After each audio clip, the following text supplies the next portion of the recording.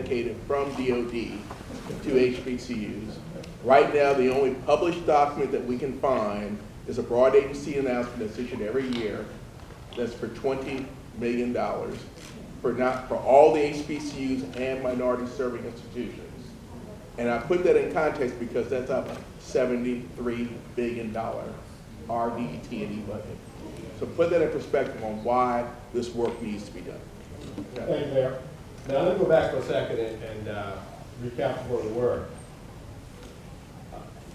The 2016 National Defense Authorization Act told the Department of Defense to go back and tell us how you would implement Section 2362 of the earlier National Defense Authorization Act. Now, a couple of things I want to bring out from 2362. Encourage research and educational collaboration. That would be collaboration between HBCUs. No, it really should be HBCUs and MSI, but I'm advocating for HBCUs. HBCUs and research institutions, one like University of Maryland, there's all this money. HBCUs and university affiliated research centers like Georgia Tech, that get direct allocation from Congress every year without competition. HBCUs and federally funded research and development centers that get tons of money from the government every year. There has never been an HBCU to host or manage a university affiliated research center nor a federally funded research and development center in all these years.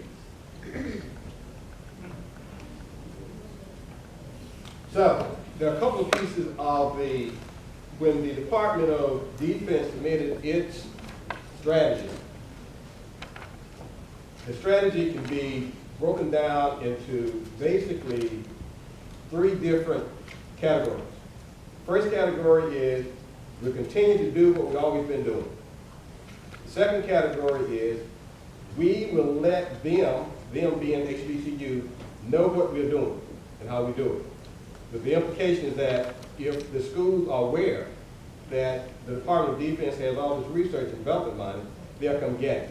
That is not the case at all, because the infrastructure, the research infrastructure, just does not exist at our institutions, and our institutions cannot do it by themselves. That is why Congress said to develop these partnerships and collaborations that it just never happened. The third thing they said is we will highlight what the schools are doing. Well, big deal. Big effing deal. We'll highlight what, oops, I should have said that. Big deal. We'll highlight what the schools are doing. But there are 2 pieces in 2362 that the department strategy overlooks. The first piece is technical assistance. The department literally has the authority to give technical assistance to these schools. And technical assistance can range from the things that Mr. Gill spoke about earlier, where you can actually send a body to a school for a certain period of time to help them develop their infrastructure, to competitive grants, to set aside grants, to cooperative agreements, contracts, to scholarships. All these things can be done right now for HBCUs, but they're not being done. They're not being done. And then the next piece that was overlooked is one called priority funding. The Secretary of Defense may establish procedures under which the Secretary may give priority funding to institutions that have not otherwise received a significant amount of funding from the Department of Defense for research, development, testing, et cetera, et cetera, et cetera.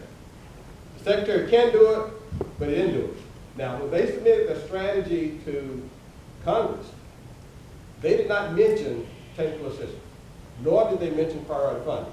So the next step in this process is for us to work with the members of Congress, the House Armed Services Committee, and have them send a letter back to the Department of Defense and say, we thank you for what you did, but by the way, what program did you establish to provide this technical assistance? And if you didn't establish that program, why didn't you establish the program? What is your strategy for this priority funding element? Because you didn't tell us what it was. And if you don't have a program for priority funding, then you need to explain to us why you didn't do it, or explain that funding. So then, you've heard both members of Congress talk about legislation. The second next step is to help Congress draft that legislation. And so, the 2018 NDAA should have a priority funding section in it as well. But it should read like this: the Secretary of Defense shall establish procedures under which the Secretary will give priority funding to those institutions that have not received significant funding in the past. So those are the two takeaways that we see from here. Number one, Congress responding back to the Department of Defense, saying thank you for what you did in your strategy. Here are some deficiencies. We need you to correct those deficiencies. And the second element is to go back and say, here is new legislation that will take away the discretion that you have not used in the past. Darold? Thank you. Thank you, Congressman Thompson, for hosting, and Congresswoman Jackson Lee for the review